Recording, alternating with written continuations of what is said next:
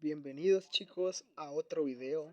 Este video va a tratar acerca de ese periférico que nunca llegó a ser algo concreto, el cual muchos sabrán cuál es ya por la miniatura del video y el título, pero es el Kinect. Y aquí la pregunta es, ¿el Kinect fue infravalorado? Bueno, pues para abordar este tema tenemos que empezar con la sencilla pregunta, ¿qué fue el Kinect? El Kinect fue la apuesta de Xbox frente a los controles de movimiento de Nintendo en el Wii, es decir, el Wiimote, los nunchucks y la barra sensora. Era básicamente un dispositivo periférico que tenía la forma de la barra sensora del Wii. La diferencia consistía en que el Kinect parecía como una especie de cámara alargada, y que esta no necesitaba ningún nunchuk o Wiimote, ni siquiera un control aparte, solamente era eso, el Kinect. Y la consola, aparte de obviamente un juego que permitiera la interacción mediante movimiento. Por lo que con estos muchos ya dirán entonces, ¿qué salió mal? Bueno, mientras que la Wii salió en 2006 con Switch Sport, no me equivoqué, con Wii Sports y Twilight Princess, además de Exit Troop, que casi nadie lo menciona, el Kinect salió hasta 2010. Y básicamente salió a la par del PC Move, que adelante estuvo muerto durante mucho tiempo hasta recientemente con el PlayStation VR. Pero eso es para otro video. El punto aquí es que mientras que la competencia les llevaba 4 años de ventaja, en los que Nintendo consiguió vender mucho más que sus rivales, esto es solo en términos de ventas, no quiere decir que sea la mejor, ya que para gustos colores, pero en ventas superó a la Xbox 360 y a la PS3. Por lo que al llegar tarde a este mercado del juego por movimiento, la gente no podía decidir entre si comprar una Wii o un Xbox 360 con Kinect. Esto refiriéndonos a la competencia directa que quería enfrentar Xbox con Kinect.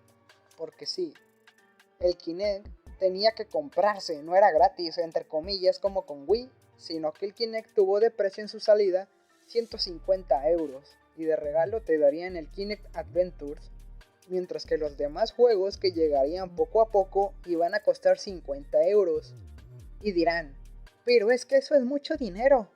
Pero para los que creían eso, también se puso a la venta un pack que incluiría el Xbox 360 Slim Arcade, el Kinect y el Kinect Adventures, es decir, el juego, por 300 euros.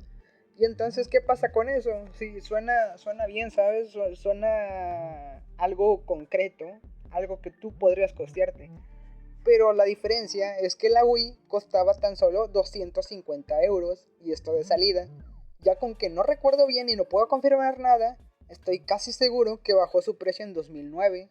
Aparte de que la Wii ya te la vendían con Wii Sports. Es decir, por entre comillas era un regalo de Nintendo al comprar la Wii. Además, si sumas de que los que compraban la Wii, esas consolas en la época, eran familias enteras porque ya no eran solo niños, sino también las mamás que querían la consola para jugar con sus hijos o hijas o esposo. Nintendo no les dejó el camino fácil ni a Kinect ni a PC Move. Pero regresando al Kinect, ya que sabemos un poco del contexto en el que salió y cómo funcionaba, ¿por qué fracasó? Bueno, Kinect parecía prometer un futuro alucinante en el que dejaríamos de necesitar el mando, por lo menos en una parte obviamente, para tener una experiencia de juego mucho más inmersiva. Incluso la Wii, de la que Microsoft tomó su inspiración, parecía quedarse atrás ante la ambición de Kinect, en la que las cámaras y sensores ofrecían mejores prestaciones a la hora de capturar el movimiento del jugador para trasladarlo en la pantalla. Videos como el Rise Son of Rome del E3 de 2011 nos mostraban cómo la interacción en el juego teóricamente iba a ser mucho más física. Aunque aquel video era mentira porque cuando el juego apareció lo hizo con un soporte nulo para Kinect. El accesorio ahora sí. El accesorio acabó convirtiéndose en actor secundario de los pocos juegos que lo soportaban.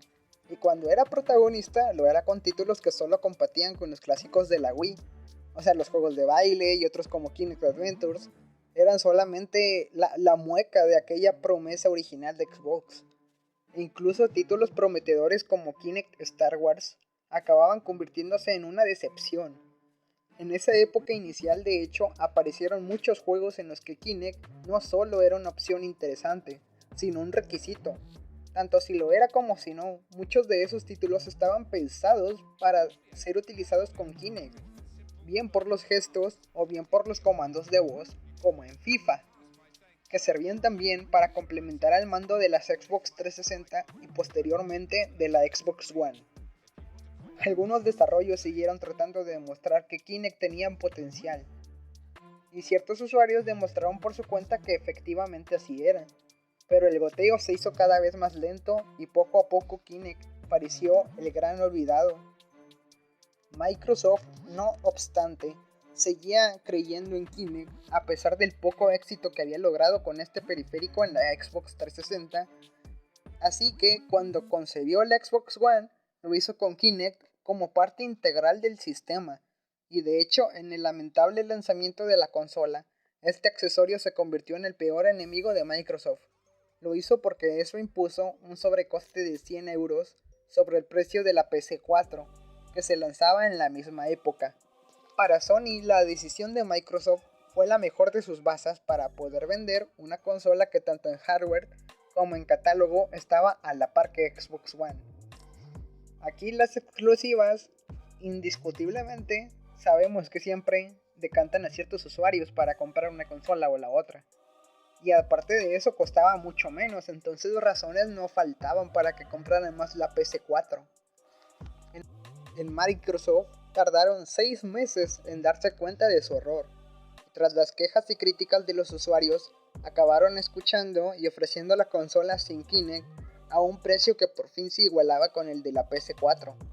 Era probablemente demasiado tarde porque la diferencia entre las ventas de la consola de Sony y la de Microsoft nunca acabó de acortarse. Tras aquella decisión, Kinect acabó perdiendo el sentido para casi todos. Uno de los pocos títulos de la franquicia, el interesante servicio Xbox Fitness, que se incluía con la suscripción a Xbox Live Gold, acabó echando el cierre en junio de 2017. Y aquella segunda versión de Kinect, a pesar de ser más potente, no logró tampoco demostrar su potencial en la nueva consola, y eso de nuevo hizo que ni usuarios ni desarrolladores le prestasen atención, por lo que su papel quedó patente cuando Microsoft lanzó la Xbox One S y no incluyó el conector dedicado para la Kinect que había formado parte de la edición original de esta consola. Era el principio del fin, pero dirán, pero debería de haber alguien que creyera en Kinect. Bueno, pues sí lo había, sí lo había. En Redmond no solo creyeron en las posibilidades de Kinect en los videojuegos, sino también en el segmento de las aplicaciones profesionales. El lanzamiento de Kinect para Windows en 2012 marcó un nuevo camino para un periférico que también permitía aplicar las prestaciones de Kinect a otros campos. Las aplicaciones que surgieron de nuevo parecían hacer vislumbrar un futuro prometedor para este periférico en multitud de ámbitos.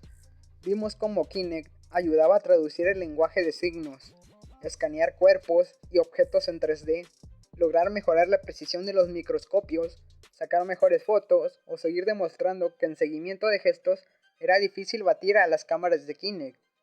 Las ayudas en el ámbito de la medicina también parecían evidentes, pero una vez más el interés fue reduciéndose gradualmente.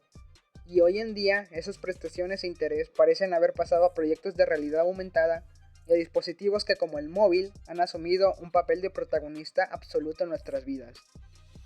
Según Fastco Design, en Microsoft lograron vender cerca de 35 millones de Kinect desde que este periférico apareció en el mercado en 2010, pero tomaron decisión de dejar de fabricarla ante la realidad de que ni usuarios ni desarrolladores sacaban partido de sus prestaciones. El trabajo que fue necesario para desarrollar Kinect e integrar sus cámaras y sensores, no obstante, no es estéril. Toda esa experiencia ha sido útil para desarrollar las HoloLens, y parte del equipo que desarrolló Kinect ha estado trabajando en otras áreas muy relevantes como el asistente de voz, que era Cortana o es Cortana, o la tecnología Windows Hello de reconocimiento facial o por huella dactilar. Esta es, no obstante, la confirmación de que este accesorio que planteaba cambios significativos en nuestra manera de jugar o trabajar nos dijo adiós. Ahora es el turno de la realidad mixta que Microsoft ha comenzado a impulsar y de soluciones como las mucho más ambiciosas HoloLens. Y solo esperamos que dichas propuestas no tengan este final tan agrio. El Kinect fue muy infravalorado, pero quizás cada vez que recordemos los momentos que pasamos jugando con él, podamos sentir su esencia en otros proyectos de Microsoft, ya que quizás, y solo quizás, estaba adelantada a su tiempo.